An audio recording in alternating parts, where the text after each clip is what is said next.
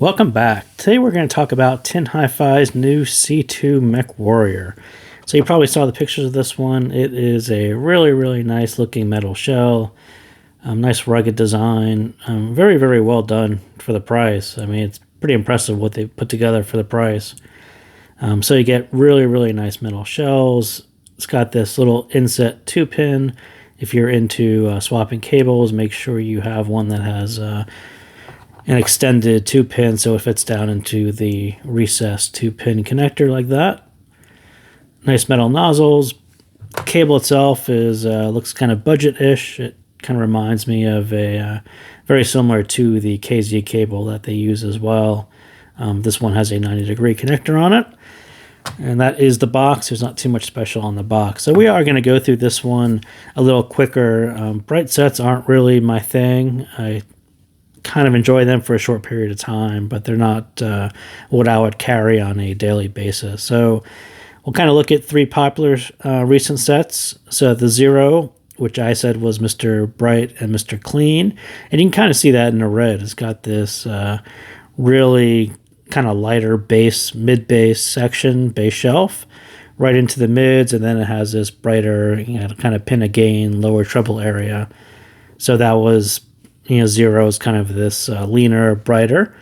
Then Tangzoo's recent release, the Wanner, was actually a bassier version of that.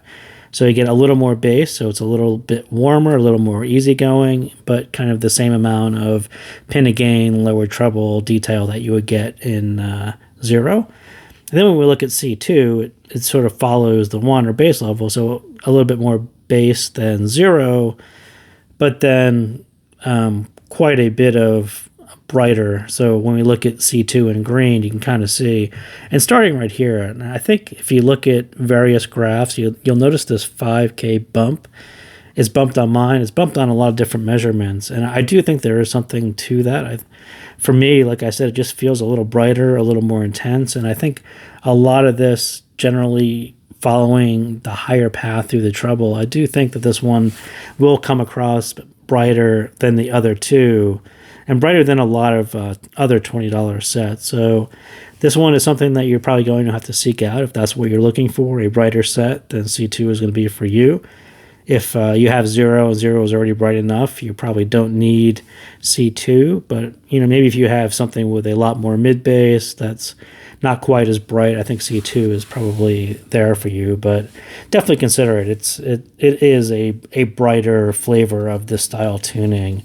And for me, that's just not something I seek out on a daily basis. But other people have different tastes, so that could be for you. So the good, like I said, it's got this clean, sharp details, brightest sound to it, lots of treble energy, not a whole lot of mid bass, not a lot of warmth to it. So you end up with these clean, sharper details, but again, at the expense of being a little bright. The not as good, that upper mid, lower treble, push forward, and it really sounds detailed, but it sounds just a little unnatural and a little bit pushed forward. It's kind of hard to escape the sound of this. I think the lack of balance works in some genres and not others. On some tracks, especially ones that don't have vocals, that are just instruments, you just end up with instruments that are a little pushed forward, a little more detailed, a little more sharper. It sounds a little different than a one dynamic driver tends to do. And like I said, it's just a little better on instruments than voices for me. But for me, it's just really hard to find tracks that made me pause or not hit next. It's bright and sharp, and if that's your thing, then you'll find tracks that work for you. For me, it just sounds bright and sharp, and not too many tracks sound attractive to me or different than other sets. It just kind of sounds a little bit more fatiguing, a little more intense, and sure, it's a little sharper and a little brighter, but it doesn't necessarily sound more natural to me. It sounds a little more unnatural. So for me, it's just a little hard to really put your finger on a reason to buy it. Other than you're looking for a bright, sharper set, then certainly go ahead and buy it. I would pair it with a warmer source if you're prone to fatigue. Again, like I said, it's a little brighter, so pair it with something that's a little more easygoing, a warmer source. That sound clean and clear, but everything, like I said, is just pushed slightly bright, and it sounds a little compressed. It's really, once you shift everything up a little bit, and once you shift this, it takes on this dominant contribution to the sound, and it's really hard to hear a lot of those subtle lower notes here, because a lot of this is just the overriding. It just sits on top and masks all this out here, and again, it's just slightly imbalanced for my taste. The bass, like I said, it's kind of a distant third player. It's punchy, but the deeper parts really get buried by that treble. Earth, Wind & Fire's Let's Groove, it's kind of punchy, not as groovy as it should be, just due to the balance of the sound. And I say pick your genres carefully. If you're really a bass fan, this one is really for treble fans, and the bass is going to be a little buried for most bass fans. The mids, they're okay. I think they sound just sharpened and digital. It's really hard to get that warm analog sound. That is something that's tilted bright like this. I do think it favors electronic music, and with its energy and cleanliness, I think those two characteristics work really well with instrumental music. And I think even some strings and some other instruments, I think do work really well with the signature. And it definitely has open mids, and it just reveals this average resolution and the compressed dynamics. There's not a whole lot masking the mids except the treble, but once you open that up and you're really listening to it, I'm not sure. It kind of sounds, very in line with what it costs. So, like I said, a track like Kanye West Power, that clarity and sharp vocals, it works very well here. It's going to work very well in some genres, and in this case, where it's primarily his vocal and some background noise and instruments, I think that actually works. It works to clarify his voice and bring it a little forward, and it's very sharp and very articulated, and I think it does work very, very well there. But then at the same time, Fleetwood Mac Dreams, I think Stevie Nicks is just competing with the treble and the other instruments, and she's not really the focus of the song.